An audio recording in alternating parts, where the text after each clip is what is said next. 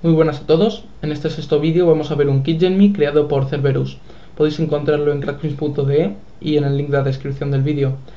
Es de dificultad 1/9, aunque por cómo está hecho el algoritmo yo le pondría un 1,5.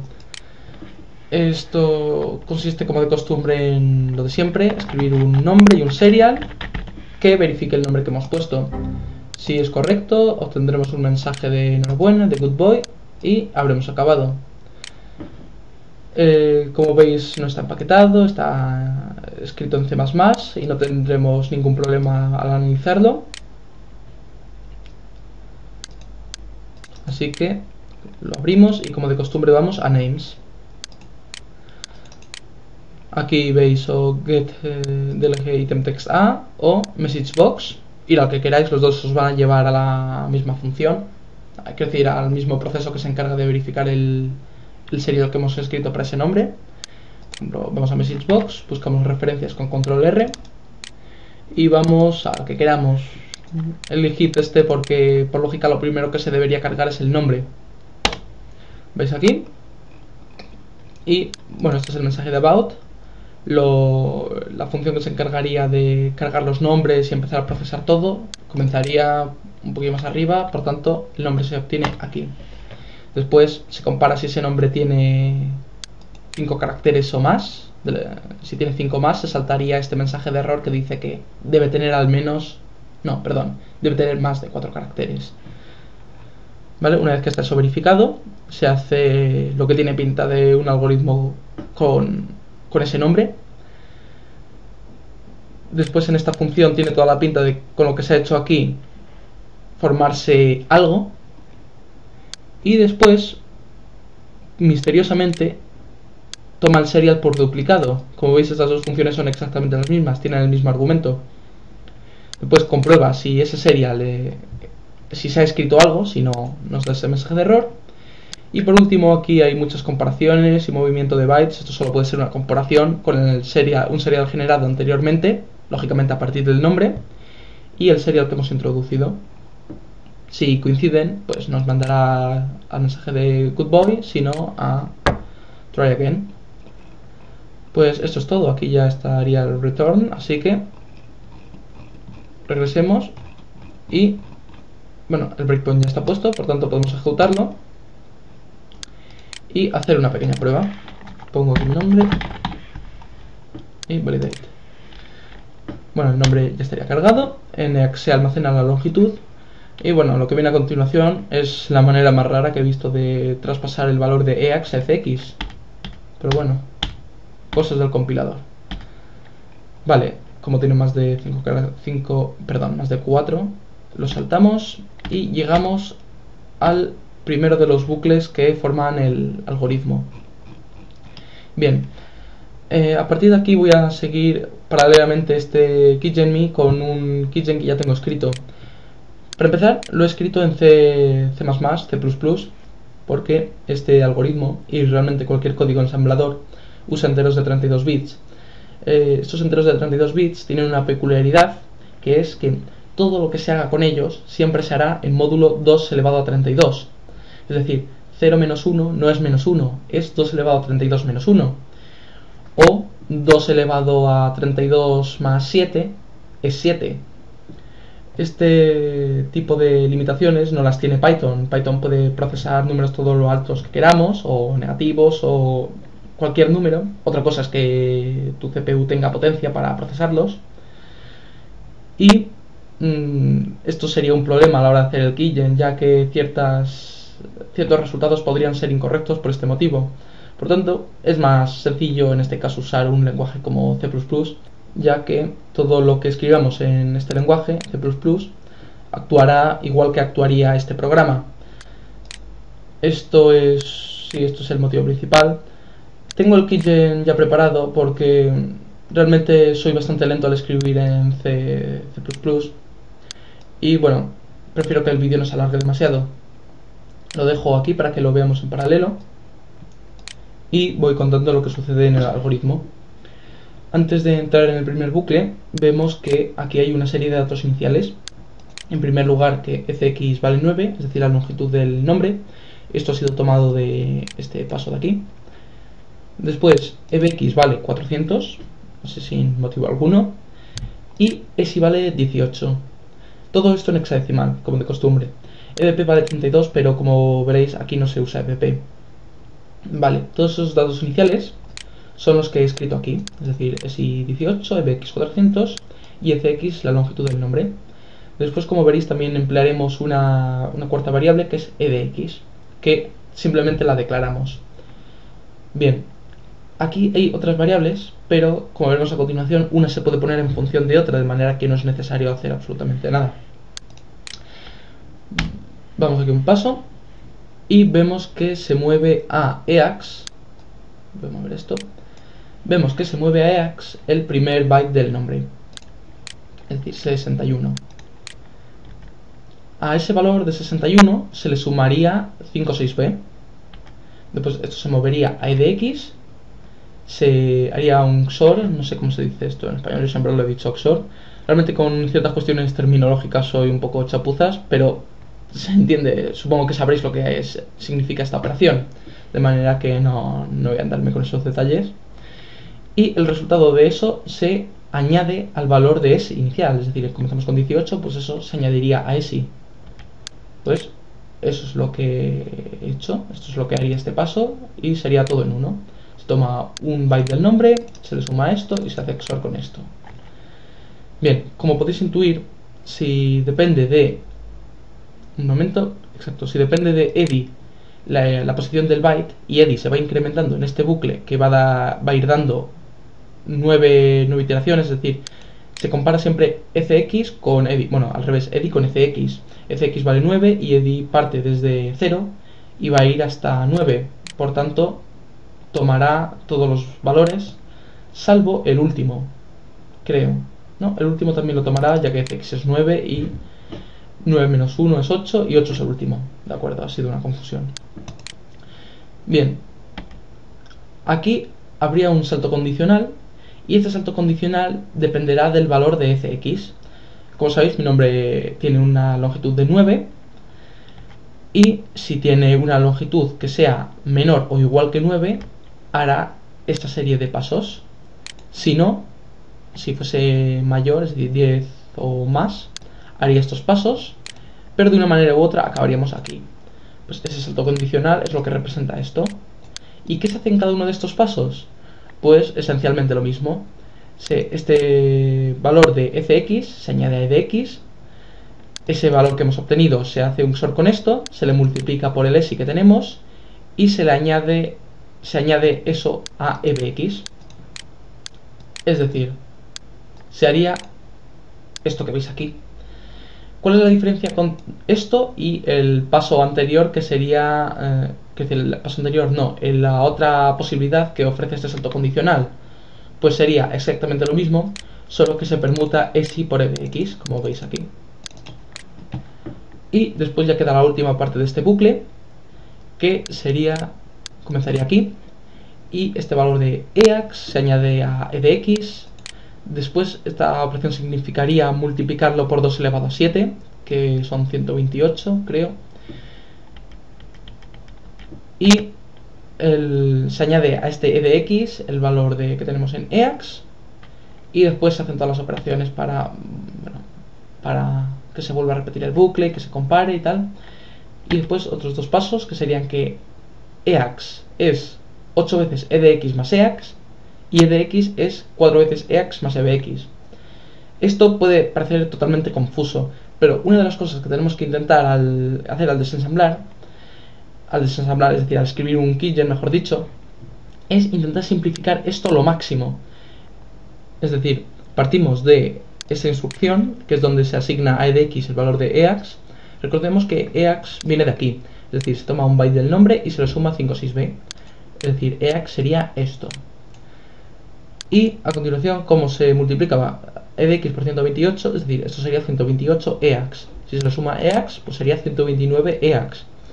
Y en esta instrucción, 129 por 8 sería 2 elevado a 10 más 8, que sería 1032, 1032, más eax 1033, Y después aquí eax por 4 sería 4132. Por tanto, todo esto, es decir, estos pasos, los podríamos resumir como que a e de x se le transfiere el valor 4132 eax más e de x, que eso es precisamente lo que hemos escrito aquí. Y con esto ya estaría acabado este bucle.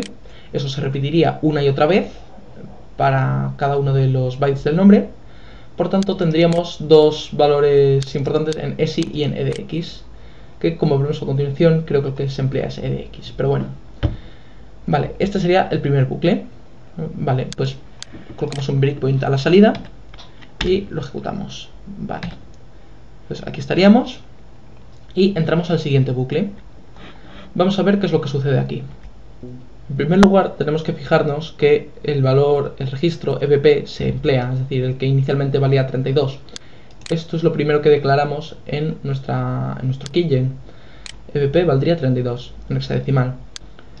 Y lo que sucede aquí dentro es, como vemos, primero se transferiría a eax un byte del nombre. Ese byte viene definido por edi indicaría la posición, y como vemos, edi toma valores del 5 al 0, porque se iría decrementando y después tendría que simplemente que comprobar si edi vale 0. Si edi vale 0 ya saldríamos del bucle. Entonces, lo que sucedería es que se tomarían valores del quinto carácter al primer carácter del nombre, en teoría. Pero, como vemos, en realidad, sí, es cierto, se tomaría el primer carácter, pero esta función hace algo que no sabemos lo que es. Como veréis, si la ejecutamos, daría la vuelta al nombre. Por tanto, comenzaríamos con el carácter escrito normal, y tomaría el quinto carácter de esa cadena de texto.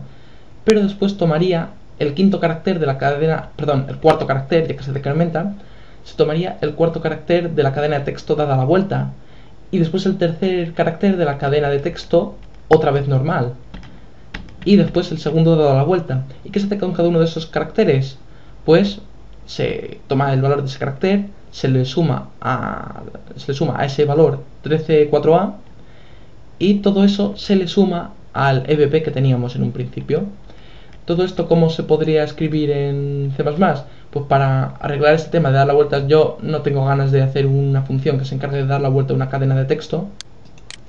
Lo que he hecho ha sido contar las posiciones, es decir, empezar a contar ese quinto carácter desde el principio o desde el final en función de esto. Es decir, si es impar, se tomaría la cadena como si estuviese escrita normal, es decir, se contarían las posiciones exactamente normal como se cuenta en C, es decir, este i representaría la posición en la cadena de texto, porque 5, que es impar, correspondería con una cadena de texto que se ve del derecho. En cambio, si fuese par, es decir, si módulo 2 de esta i, que correspondería con edi, ¿puede ser? Sí, con edi, pues entonces se contaría desde atrás, es decir, como si estuviese la cadena dada la vuelta. Es un método así más rápido de hacerlo. Y lo que se haría, pues, como veis, lo que he dicho antes, a EBP se le sumaría eax más 134a, siendo eax el byte que hemos seleccionado. Y con esto estaría acabado el segundo bucle. El tercero es bastante similar. Como vemos, bueno, colocamos un breakpoint aquí, ejecutamos y entramos al tercer bucle. Volvería a tomar valores, esta vez ebx, desde el 5 hasta el 0. Y volvería a haber una distinción, porque como se llama la misma función, volvería a haber una distinción si la cadena está del derecho o del revés. Esa vez, como aquí ha habido 5 iteraciones en el segundo bucle, entraremos en el tercer bucle con la cadena dada la vuelta. Por tanto, veremos cómo diferiría la función dependiendo de cómo esté la cadena colocada.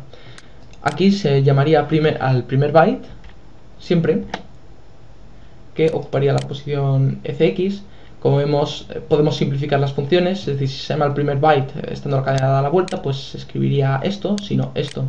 Se le suma 134a y esto se le sumaría a EBP. Después, por otra parte, ESI tomaría el valor de lo que hay aquí multiplicado por 602. Es decir, lo que hay aquí se tomaría primero un byte que correspondería con EDI, pero este EDI es variable en función de si está la cadena del derecho o del revés.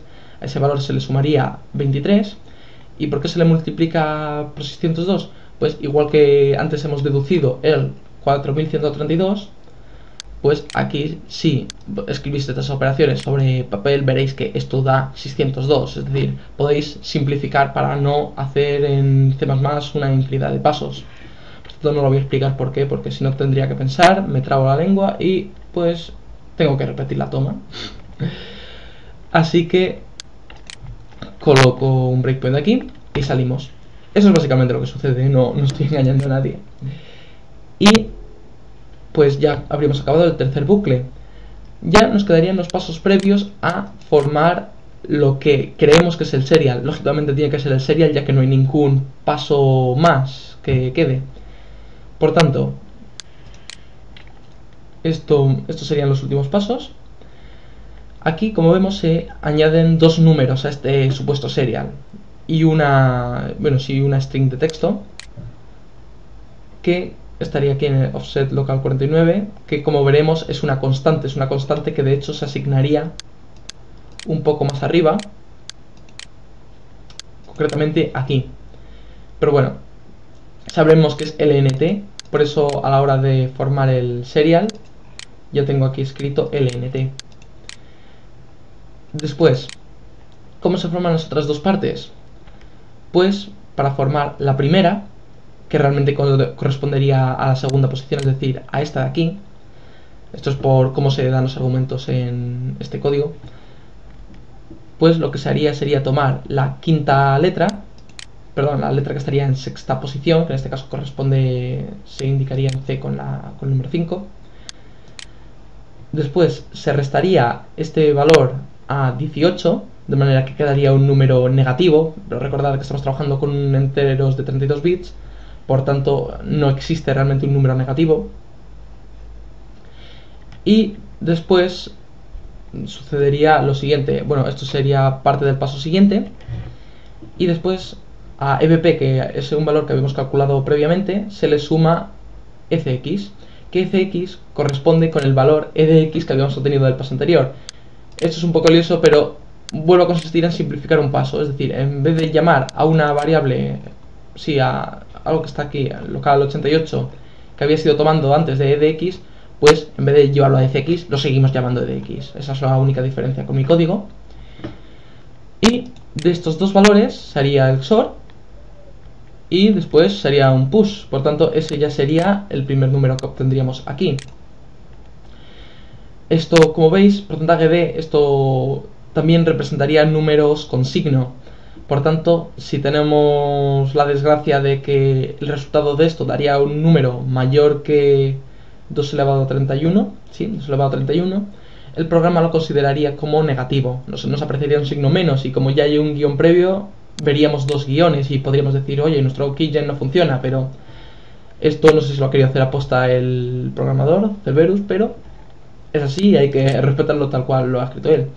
Después sería algo muy parecido, se movería EAX 1337, lit, y pues se volvería a hacer eso, se restaría al valor de EDX que hemos cargado aquí, que esta vez corresponde con el tercer carácter, que es el segundo, se escribe así con un 2, y se haría una suma de ESI que hemos obtenido previamente con 3C, sería un XOR de eso, y lo que dé, pues hace un push. Por tanto, ya tenemos nuestro número. Este es el serial para nuestro nombre. Si vemos, al ejecutar esto, daría exactamente el mismo serial. Y si marcamos esto y copiamos con Enter, podemos ver que para nuestro nombre este serial es correcto. O si queréis comprobarlo para cualquier otro nombre, Hello World 27, para mezclar mayúsculas, minúsculas y lo que queráis. Si volvemos a compilar, pues aquí precisamente es cuando nos salen el doble guión que representaría un número negativo. Minimizamos y escribimos Hello World. 27. Escribimos esto y, como veis, también sería correcto. Pues ya estaría nuestro keygen hecho. Realmente esto es un poquillo... no sería un keygen propiamente dicho. Realmente esto lo hemos incluido ya en la propia compilación, de manera que nadie podría introducir esto, el usuario final, como se suele llamar. No tendría la posibilidad de modificar esto a menos que, no sé, que obtuviese el código fuente o lo editase, lo parchease. Por tanto, vale, esto está medio hacer, pero todo el tema de añadir musiquita, añadir intros, añadir un campo de texto para ofrecer diferentes nombres, eso es ya algo que podéis hacer posteriormente. Yo lo que me quería centrar era en el algoritmo, que es este, como veis. Si no se ve claramente, bueno, aquí tenéis una vista más grande, aunque si no, siempre me lo podéis pedir porque os lo mando por un mensaje privado. Vale, esto es lo primero de lo que quería hablar. Después hay una técnica bastante interesante. Es decir, ya el keygen está acabado, ya podemos cerrar esto. Después, vale, he cerrado el que... sí, sigue funcionando. Bien. Después hay una técnica de la que me gustaría hablar, que sí, también está mal vista, está igual de mal vista que hacer un parche.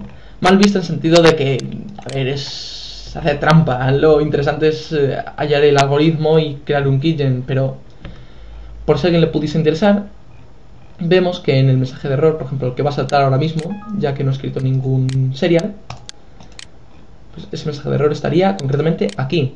Es decir, un message box funciona con una serie de argumentos, es decir, caption, que significaría el...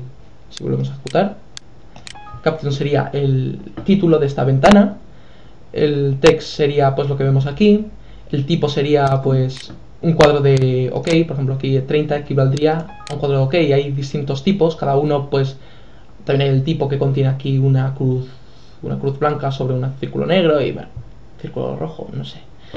En fin, pues ese texto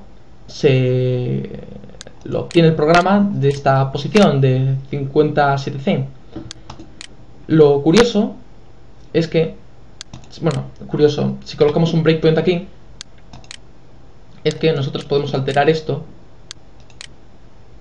Bien, un momento, le damos a validate. Podemos alterar esto de la siguiente manera. Aquí se almacenaría el resultado de este WSPrintf, que no es más que transferir a una variable, una cadena de texto que hemos declarado previamente, transferir el resultado de esto.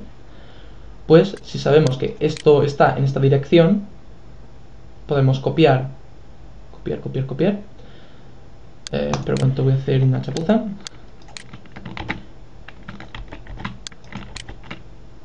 Bien, aquí está. Esta sería la dirección donde se encontraría este serial almacenado. Bien, esto ya lo hemos copiado.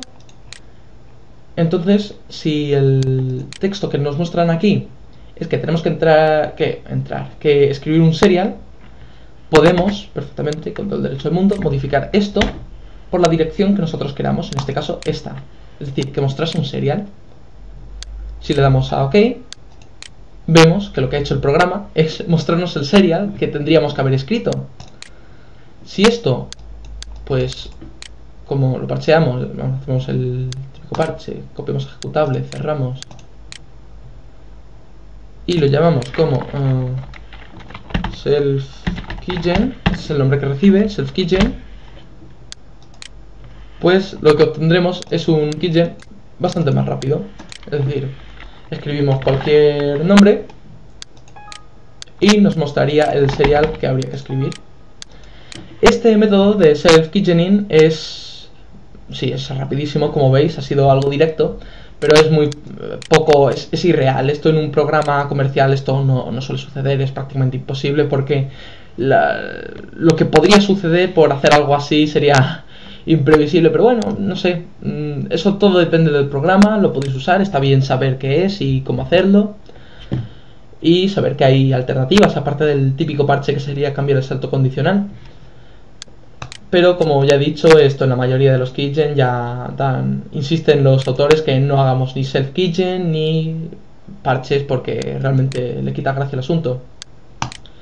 Pues esto es todo, así que espero que os haya gustado este vídeo y, en fin, suscribiros, comentad lo que queráis, sugerirme nuevos crackmis y hasta la próxima.